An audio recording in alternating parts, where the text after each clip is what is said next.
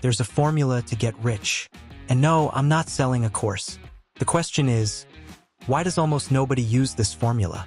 Why do most people spend their entire lives working, making money, and still never get anywhere? The answer has nothing to do with luck. It has to do with 4 things that anyone can develop. But you need to understand how they actually work. Not the motivational version, the real version. We grew up hearing that wealth is for those born with luck. Right family, right country, right opportunities. And look, that's true. Those born with a silver spoon start miles ahead. Denying that would be dishonest. But there's a problem with this narrative. It paralyzes you. Because if you believe wealth depends only on luck, you'll never take action. You'll wait for the right moment, the perfect idea, the dream job. And while you wait, time passes. And time, my friend, is the most valuable resource that exists. Most people confuse making money with building wealth. They're completely different things. There are people making millions a year and living in the red. There are people making 50,000 and being genuinely rich. The difference is about habit. And here's the first mistake. Thinking that being rich means having an imported car, designer clothes, first-class travel. It's not. That's consumption. And consumption disguised as achievement is the biggest trap of our generation. Investment increases your economic security. Consumption gives you a dopamine hit that lasts until the credit card bill arrives. So, how does the formula work in practice? The first part of the formula is focus. But not the motivational focus you see out there. Real focus is disciplined obsession. You don't need to find your passion to get rich. In fact, this whole follow your passion story has led many people to bankruptcy. What you need is to find something you can be better at than most people. Something someone is willing to pay for. Could be programming. Could be sales. Could be project management. When you become excellent at something, passion comes as a consequence. Because results show up. And results motivate more than any speech. Now, being good at something is only half the equation. The other half is knowing where to position yourself. Think of a surfer. It doesn't matter how skilled he is if he's paddling in the wrong ocean, where the waves simply don't come. Those who got rich in the last 2 decades surfed waves like e-commerce, technology, digitization. Now new waves are forming. Digital health, artificial intelligence, online education. Positioning yourself in front of these waves before everyone else notices is what separates those who build wealth from those who watch others build it. The second part of the formula is controlling what leaves your pocket.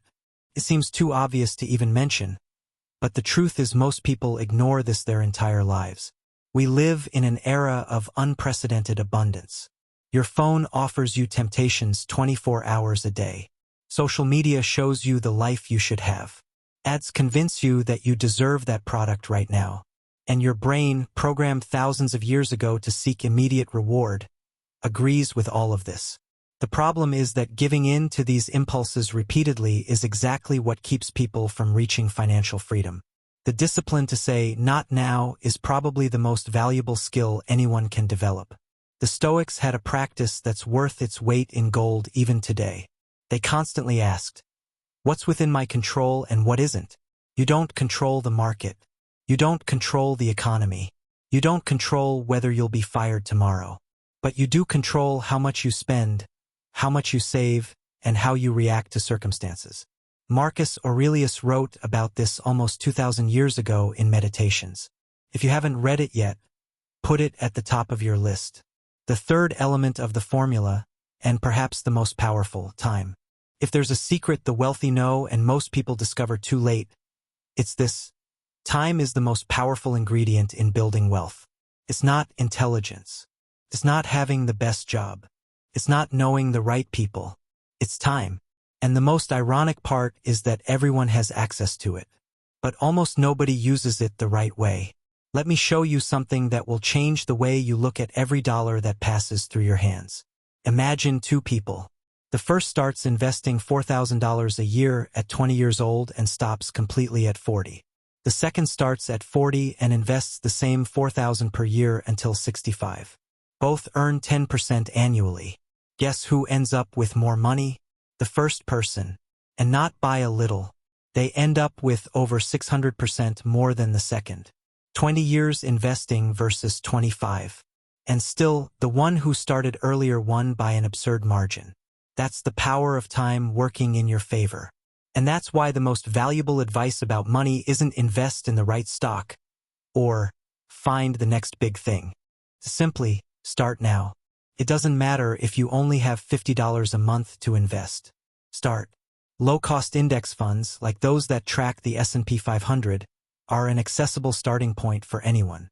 There's a phrase in the investing world that's worth more than any finance course. It's time in the market, not timing the market, that builds wealth. Think of time as an ally that works for you for free, 24 hours a day, 7 days a week, without asking for anything in return. But it only works for you if you give it something to work with. Every month you postpone an investment decision is a month of free labor you threw away. The fourth part of the formula: protection against inevitable error. There's a story that perfectly illustrates why diversification is important. An investor bought Netflix stock at $12. A brilliant move, right? Today those shares are worth over $500. Except this investor sold everything 6 months later at $10, just to capture the tax benefit of the loss, and never bought back in. It was a huge mistake. But you know what saved this investor? He was diversified. That mistake hurt. It hurt a lot. But it wasn't fatal. The portfolio kept growing because it didn't depend on a single bet. Think of diversification as a bulletproof vest. It doesn't stop you from getting shot. It doesn't eliminate the pain. But it stops that shot from killing you. And in the world of investing, shots will happen. Stocks will fall. Businesses will fail. Crises will show up when you least expect them. The point was never to avoid mistakes completely. That's impossible. The point is to make sure that no single mistake has the power to destroy everything you spent years building. In practice, diversifying means never putting more than 10% of your net worth into a single investment. Some experts recommend that number be even lower, something around 5%. It means having a mix of index funds, stocks from different sectors, perhaps some fixed income investments, and even diversifying your income sources. If you depend exclusively on your salary, you're vulnerable. Think of ways to create other sources: a side business, investments that generate dividends, skills that can be monetized in different ways. So here's the complete formula: focus, discipline, time, and diversification. Most people don't get rich not because they don't know what to do, but because they know and don't do it. Because starting tomorrow seems more comfortable than starting today. Because spending now seems more rewarding than investing for 10 years from now. Because diversifying seems boring compared to betting everything on an idea that could make you a millionaire. But the truth is that real wealth is built exactly like this, with boring, repeated, disciplined decisions over decades. And you don't need to believe me. Math doesn't need your belief to work. It only needs your time. The only question that matters now is, what are you going to do with this? Because information without action is just entertainment. And you're not here to be entertained. You're here because something inside you knows you're capable of more.